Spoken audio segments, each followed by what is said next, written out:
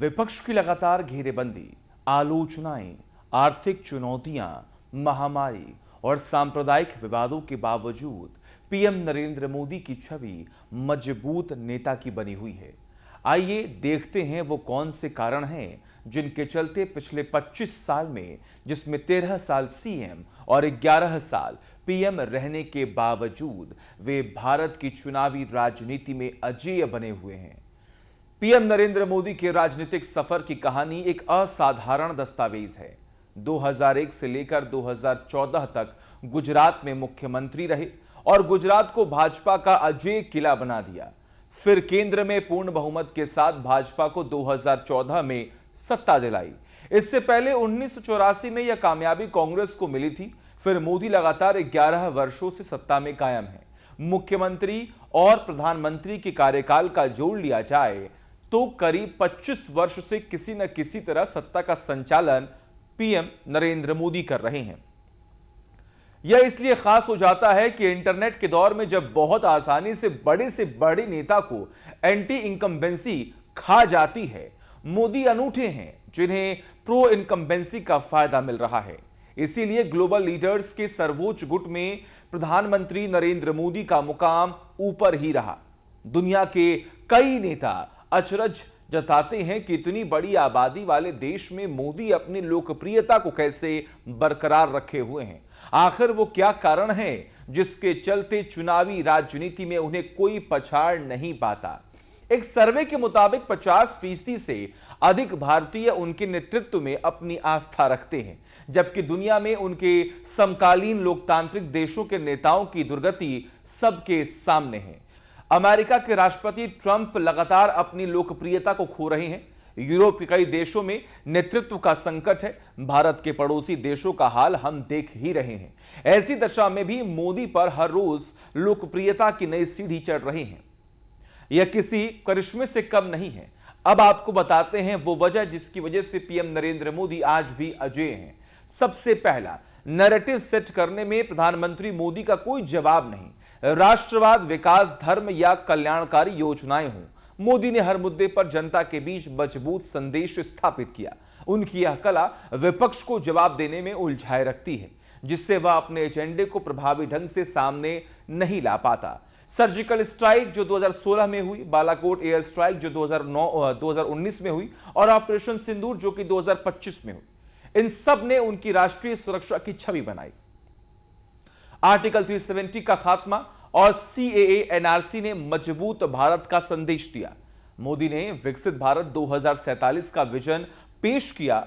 GDP 2014 में 2.04 trillion थी और इसे लेकर 2025 में 3.94 ट्रिलियन तक पहुंचाया। विपक्ष ने बेरोजगारी यानी कि 8.5% और महंगाई 5% सीपीआई पर हमला किया, लेकिन मोदी की आत्मनिर्भर भारत और डिजिटल इंडिया ने युवाओं को आकर्षित किया।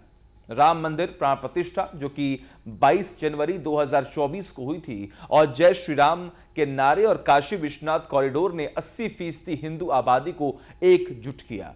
विपक्ष, खासकर कांग्रेस ने इससे धर्म की राजनीति कहा, पर मोदी कभी आलोचनाओं से डिगे नहीं, डरे नहीं। उनके मंदिरों में दर्शन पूजन करने की विपक्ष ने बहुत आलोचना की, पर वो अपने पहले टर्म से आज तक मंदिरों में जा रहे हैं।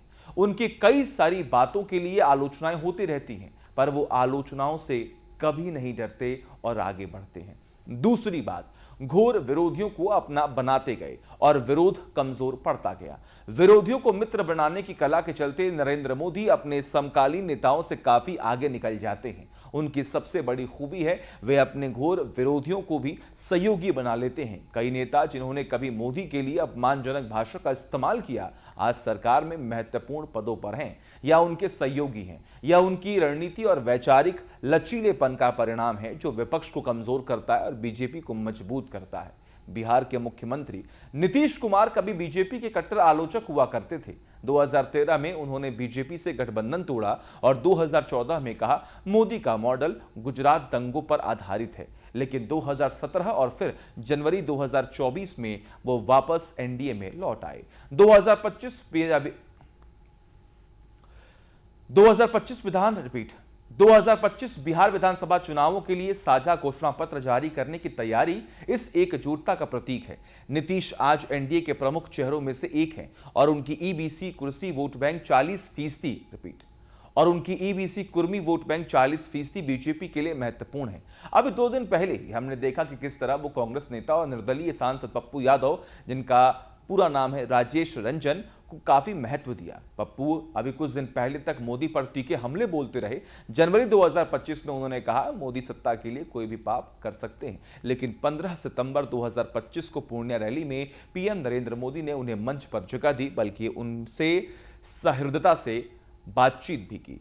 उनकी यही रणनीति सीमांचल के यादव मुस्लिम वोट, जो कि 20 से 25% हैं, उनको लुभाने की कोशिश थी। गुलाम नबी आजाद, पूर्व कांग्रेस नेता, ने 2019 तक मोदी की आलोचना की। जुलाई 2025 में उन्होंने कहा देश को मोदी पर विश्वास करना चाहिए, न कि ट्रंप पर। यह अप्रत्यक्ष समर्थन था, पर बीजेपी के लिए संबल की तरह था। बीजेपी ने आजाद को केंद्र में कोई पद नहीं दिया, लेकिन उनकी तटस्थता ने विपक्ष को कमजोर किया।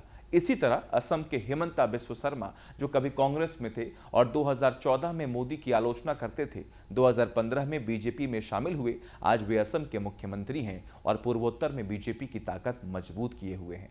दिल्ली में बीजेपी के नेता कपिल मिश्रा कभी मोदी के घोर आलोचक हुआ करते थे, आज दिल्ली सरकार में मंत्री बने हुए हैं। ऐसे तमाम लोग हैं जो कभी मोदी के लिए अपमानजनक भाषा का प्रयोग करते थे, मगर पीएम ने माफ किया और अपने साथ लेकर खुद को और मजबूत बनाते चले गए।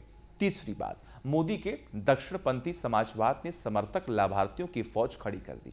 नरेंद्र मोदी की राजनीतिक छवि को लेकर यह कथन की है कि समाजवादी काया के साथ दक्षिणपंथी आत्मा रखते हैं। उनकी सामाजिक आर्थिक योजनाएं गरीबों और वंचितों के उत्थान पर केंद्रित हैं। जो समाजवादी विचारधारा सामाजिक कल्याण और समावेशिता से मेल खाती हैं। दूसरी ओर उनके विचार और नीतियां हिंदुत्व, राष्ट्रवाद और सांस्कृतिक एकता पर आधारित हैं, जो दक्षिणपंथी विचारों की धुरी हैं। जनधन योजना से 125 मिलियन बैंक खाते खोलकर वित्तीय समावेशन को बढ़ावा दिया, जिससे 70% ग्रामीण गरीबों को पहली बार बैंकिंग सिस्टम से जोड़ा गया। आयुष्मान भारत ने 720 मिलियन लोगों को मुफ्त स्वास्थ्य बीमा प्रदान किया, जो सामाजिक कल्याण का प्रतीक है। उज्ज्वला योजना के तहत 9 करोड़ महिलाओं को मुफ्त गैस कनेक्शन दिए गए, जिसने ग्रामीण स्वास्थ्य और पर्यावरण को बेहतर किया। स्वच्छ भारत मिशन ने 11 करोड़ शौचालय बनाकर खुले में शौच को 60% से घटाकर 10% किया। पीएम किसान योजना के तहत 12 करोड़ किसानों को सालाना 6,000 रुपए की सहायता दी जा रही है, जो वामपंथी नीतियों की तरह गरीबों को प्रत्यक्ष लाभ देती थी। मोदी के विचार और नीतियां दक्षिणपंथी को दिखाती हैं। राम मंदिर निर्माण, काशी विश्वनाथ कॉरिडोर ने हिंदू सांस्कृतिक पुनरुत्थान को बढ़ावा दिया। सीएए, एनआरसी ने राष्ट्रवाद और हिंदू पहचान को मजबूत किया, जो दक्षिणपंथी आधार 80% हिंदू आबादी को अपील करता है। मोदी की रैलियों में भारत माता की जय और जय श्री राम जैसे नारे हिंदुत्व को जन आंदोलन बनाते हैं। जाहिर है, अपनी इन्हीं नीतियों के चलते वे गरीब गुरबा से लेकर अमीर परिवारों को पहली पसंद अब वो बच चुके हैं। कितना मिनट हुआ? चौथी बात, राज्य सरकार गिराने के लिए धारा 365 का छुआ तक नहीं। इस सद्भाव ने राज्यों का दिल जीत लिया। पीएम नरेंद्र मोदी की शक्तिशाली छवि और नेतृत्व ने भारत की राजनीति को नया आकार दिया। उनकी दृढ़ता, नीतिगत सुधार और वैश्विक प्रभाव ने उन्हें अपार शक्ति दी, लेकिन साथ ही उन्होंने लोकतांत्रिक मूल्यों के प्रति अपनी प्रतिबद्धता दिखाई। विपक्ष के लोकतंत्र को कमजोर करने के आरोपों के बावजूद मोदी ने कभी किसी राज्य सरकार को बर्खास्त करने या लोकतांत्रिक अधिकारों को कम करने की प्रत्यक्ष कोशिश नहीं की। मोदी ने अपने कार्यकाल में अभूतपूर्व शक्ति अर्जित की। 2014 और 2019 के लोकसभा चुनावों में बीजेपी को पूर्ण बहुमत मिला, जो भारत में गैर कांग्रेसी नेतृत्व के लिए ऐतिहासिक था। मोदी की यह शक्ति केंद्र सरकार की नीतियों, आरएसएस के समर्थन और उनकी करिश्माई छवि से उपजी, लेकिन यह शक्ति लोकतांत्रिक ढांचे में संतुलित रही, क्योंकि उन्होंने संवैधानिक सीमाओं का पालन किया। मोदी ने कभी किसी राज्य सरकार को बर्खास्त करने की कोशिश नहीं की। संविधान के अनुच्छेद 356 राष्ट्रपति शासन का उपयोग उनके कार्यकाल में न्यूनतम रहा है। आपको यह वीडियो कैसा लगा?